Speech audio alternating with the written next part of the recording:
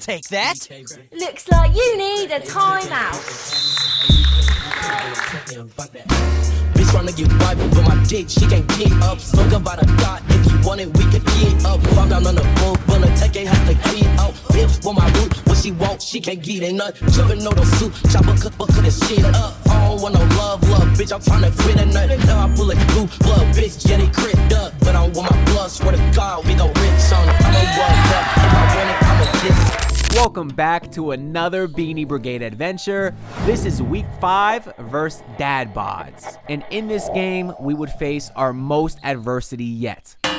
Although we would end up winning last week, we unfortunately lost Chad due to injury. And if you haven't seen last week's video, make sure to go check it out on my channel, along with the playlist where I cover our previous 4 matchups, so you can see how we entered week 5 at 4-0. So Chad is progressing well and hopes to be back for week 6, but unfortunately, he would have to miss this game. Not the end of the world though, because we still have 6 very talented... So then Monday afternoon, we get a text from Mang saying that he probably won't be able to play Wednesday as he's having a dental procedure done on Tuesday. And unfortunately, Mang would end up missing the game as well, but still not the end of the world because we still have 5 very talented... Oh no! Our table!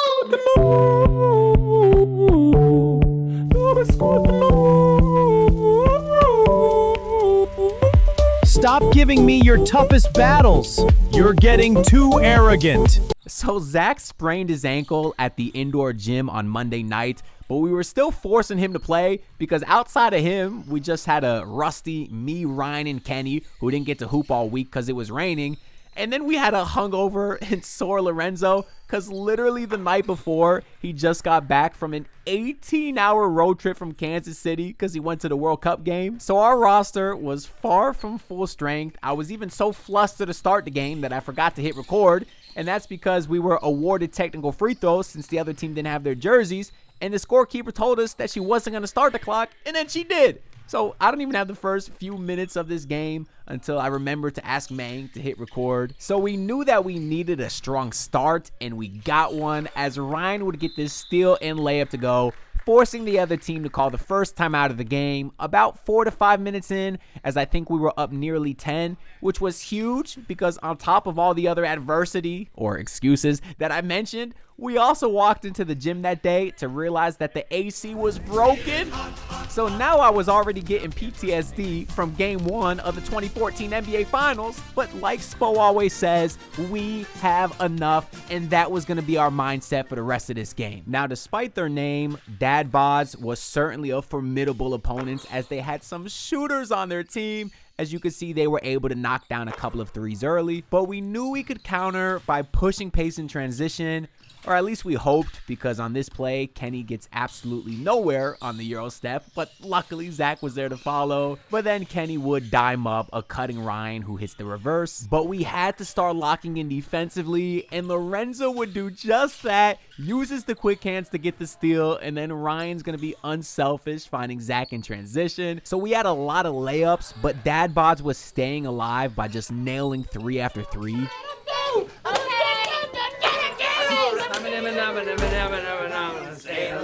Staying alive. Yeah, okay. Yeah, I had enough of that, so could I answer?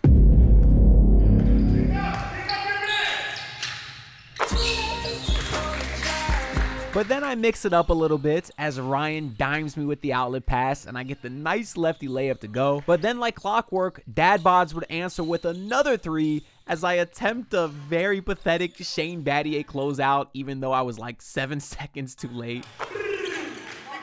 But it's all good because this time it was Kenny who immediately answered with a 3 of his own, and then I slowed down the game a little bit, got to the free throw line, and knocked down a pair. And despite spraining his ankle just 2 days prior, Zach was actually moving pretty well. He stays with his defender, forces him into a tough shot, and then catches the great outlet pass from Kenny. And then I'm going to find him cutting inside, followed by this beautiful lefty flip shot from Kenny. So we're finally on a little bit of a run. On the defensive end, Lorenzo's going to intercept the passing lanes, but his butterfingers can't hold on to the ball.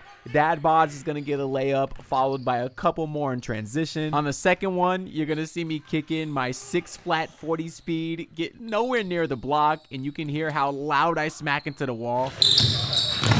And yeah, that one hurt a little bit. And I think I hit the wall so hard that I either messed up the shot clock or unplugged it, because after this ball goes out of bounds, we realized that the shot clock was not on. And this led to a 2-minute argument about how much time was left in the half. Everybody on the court said it was around 2 minutes, but for some reason, the scorekeeper didn't believe us, so she only put 1 second on the clock after all this debate. But the good news is, 1 second is all I needed.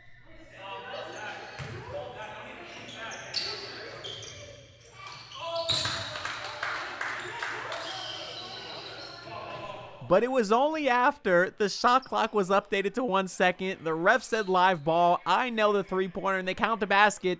Then that's when the scorekeeper said, Actually, guys, I think you're right. I'll update the clock to 2 minutes. which was fine by me, because as that famous Goofy meme says, I'll f***ing do it again.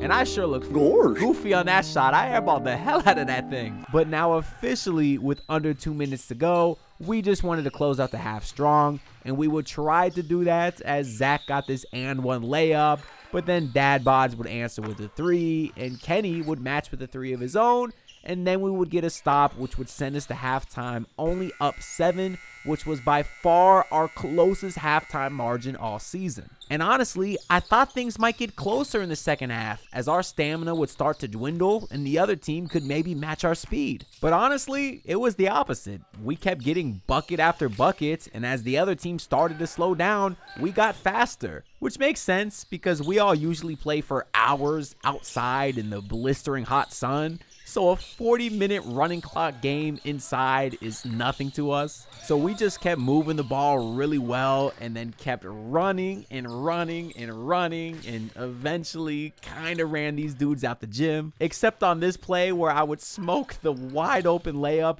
But in my defense, the court we usually play on is much longer, so I didn't realize when I picked up the ball how close I was to the rim, but I got it back on the very next play. The game got so bad that even the ref started warming up a little bit, I guess in an attempt to help Dad Bods, and unfortunately one of his bricks would hit my tripod and mess up the camera angle a little bit. But that's okay, because honestly, there's not really any point spending a ton of time breaking down these highlights, because for one, this game was over 2 weeks ago, and it's taken me a long time to edit. But two, almost all of our shots are wide open, so there's not anything crazy anyways, and we were just kind of messing around. As evident by this Zach rocket pass way over Kenny's head, straight out of bounds, and then Lorenzo having the butterfingers again on what would have been a wide open layup. But fortunately, we got it right back to Lorenzo, and he was able to get a bucket this game. And I guess we did also have a couple of pretty cool plays, like this Zach to Kenny, back to Zach alley-oop, and then I had a Kyrie Irving-esque layup. Maybe that's a bit of a stretch, but I thought it looked cool. But by far, our best play of the game is when the clock was winding down, just a couple of seconds left,